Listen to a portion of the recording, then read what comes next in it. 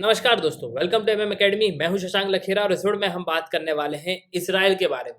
Israel ने हाल ही में bombing शुरू कर दी है गाजा पट्टी पे। मतलब कल रात में जो है बॉम्बिंग करी गई है और बहुत ही बड़े लेवल पे बॉम्बिंग करी गई है। आज से करीब 3 दिन पहले जब मैंने ये वीडियो बनाया था कि नफ्ताली बेनेट नए प्रधानमंत्री बन गए हैं इसराइल के, उस समय मैंने आपको उनकी आइडियोलॉजी के बारे में भी बताया था।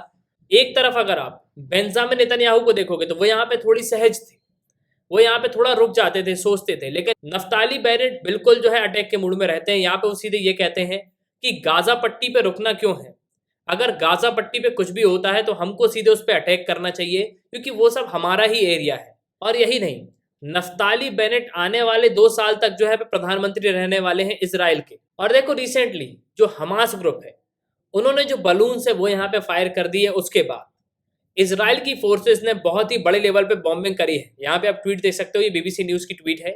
Israeli air strike hit Gaza after Palestinian militants send sundry balloons into Israel. और यहाँ पे आपको आर्टिकल भी देखने को मिलेगा, अल जजीरा का ये आर्टिकल है। Israel launches air raids on Gaza first since truce with Hamas. तो हाल ही में मई में हमने 11 दिन का वॉर देखा था गाजा और इसराइल के बीच, और तभी दोनों तरफ से बहुत ही बड़े लेवल पे हमको बॉम्बिंग देखने को मिली थी। वहीं गाजा ने इसराइल की तरफ करीब 4000 से भी ज्यादा रॉकेट जो है दागे थे। वहीं इसके रिटेलिएट में इसराइल ने की थी एयर स्ट्राइक, और गाजा में जो इंपॉर्टेंट बिल्डिंग्स थी जहां पे जो है मीडिया हाउस के ऑफिसेस थे उनको भी जो है इसराइल ने उड़ा दिया था। तो एक्चुअल में हुआ क्या है, किस तरीके से बॉम्बिंग कंडक्ट करी गई है, तो सब जो है मैं आपको इस वीडियो में बताने वाला हूं। उसके पहले just go to Google Play Store, download MM academy app. आपको क्या करना है, एमएम एकेडमी ऐप को डाउनलोड करना है, फिर आपको यहाँ पे साइन अप करना है। आप 2 वीडियोस लेक्चर देख सकते हो जो डेमो लेक्चर होंगे। फिर आपको प्रोफाइल में जाना है, प्लान को परचेज करना है, कोर्सेज को एंजॉय करना है। एक ही सब्सक्रिप्शन में आप सभी कोर्स अवेल कर पाओगे और आप यहाँ पे पीडीएफ भी डाउनलोड कर सकते हो। ना देखो, पिछले ही महीने हमको 11 दिन का एक एयर वॉर देखने को मिला था जो कि इसराइल और हमास के बीच में था। हमास एक तरफ से जो है यहाँ पे रॉकेट फायर करता था, तो वहीं इसराइल का जो आयरन डोम सिस्टम है वो यहाँ पे वर्क करता था, और बड़े ही लेवल पे हमको वॉर देखने को मिला। इसराइल ने अपने एयरक्राफ्ट भेज के जो है हमास ग्रुप पे बॉम्बिंग भी करी। गाजा पट्टी में बहुत बड़े लेवल पे बॉम्बिंग हमको देखने को मिली और दोनों ही तरफ के लोग यहाँ पे मारे गए। और इसराइल में एक इंडियन जो रहती थी उनकी भी जो है यहाँ पे मृत्यु हो गई। और गाजा में जो मिलिटेंट ग्रुप है उन्होंने करीब 4000 रॉकेट जो है फायर करे थे इसराइल की तरफ। और आगे चल के सीज फायर एग्रीमेंट हुआ और इसराइल और गाजा दोनों ही अपने आप को रीबिल्ड जो है करने की कोशिश कर रहे हैं। अब रिसेंटली इसराइल की मिलिट्री ने यहाँ पे ये कहा है कि वेडनेसडे को हमने जो है एयर स्ट्राइक कंडक्ट करी है गाजा स्ट्रिप पे, जहां पे जो हमास मिलिटेंट ग्रुप है उन्होंने जो सेंडेरी बलून्स है वो यहाँ पे भेजे थे सदर्न इसराइल की तरफ। मतलब गाजा से जो सदर्न इसराइल वाला एरिया है वहां पे ये बलून्स को भेजा गया था। और इसके बाद इसराइल ने कंडक्ट करी है अपनी एयर स्ट्राइक। यहाँ पे अगर आप देखोगे तो इंसेंडरी जो बलून्स है कुछ इस तरीके के दिखते हैं। एक बलून होता है, उसमें बम को जो है यहाँ पे बांध दिया जाता है, और ये बम जो है जो एनिमी टेरिटरी है वहां पे जाके जो है ये फट जाता है।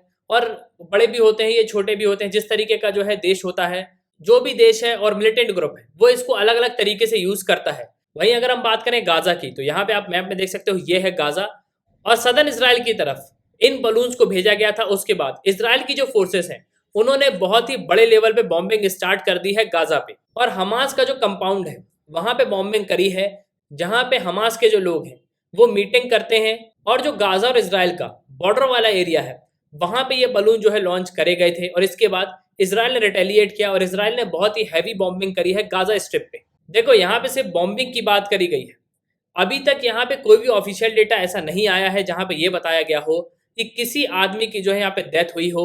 और देखो, अगर गाजा की तरफ से फिर से जो है यहाँ पे फायरिंग होती है, फिर से जो है यहाँ पे मिसाइल दागे जाते हैं इसराइल की तरफ, तो इसराइल के अब प्राइम मिनिस्टर बेंजामिन नेतन्याहू नहीं है, अब है यहाँ पे नफ्ताली बेनेट। और नफ्ताली बेनेट के बारे में मैंने आपको पहले ही बता दिया था कि ये बिल्कुल स्ट्रेट फॉरवर्ड है, ये यहाँ पे किसी की नहीं सुनने वाले। अगर इनको लगता है कि हमको हमास जो है थ्रेट पहुंचा सकता है तो बिल्कुल ये यहाँ पे पूरे गाजा को भी जो है उड़ा सकते हैं। और नफ्ताली बेनेट की जो पुरानी स्टेटमेंट्स हैं उन्होंने यहाँ पे क्लियरली ये कहा था कि पाकिस्तान, ईरान, जितनी भी मुस्लिम कंट्रीज हैं, अगर उन्होंने यहाँ पे बीच में आने की कोशिश करी तो इसराइल जो है उन पे भी वॉर डिक्लेयर कर सकता है।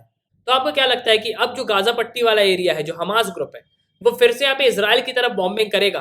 कमेंट बॉक्स में कमेंट जरूर करना। ये था इस वीडियो का, सुनने के लिए बहुत बहुत धन्यवाद। जय हिंद, जय भारत।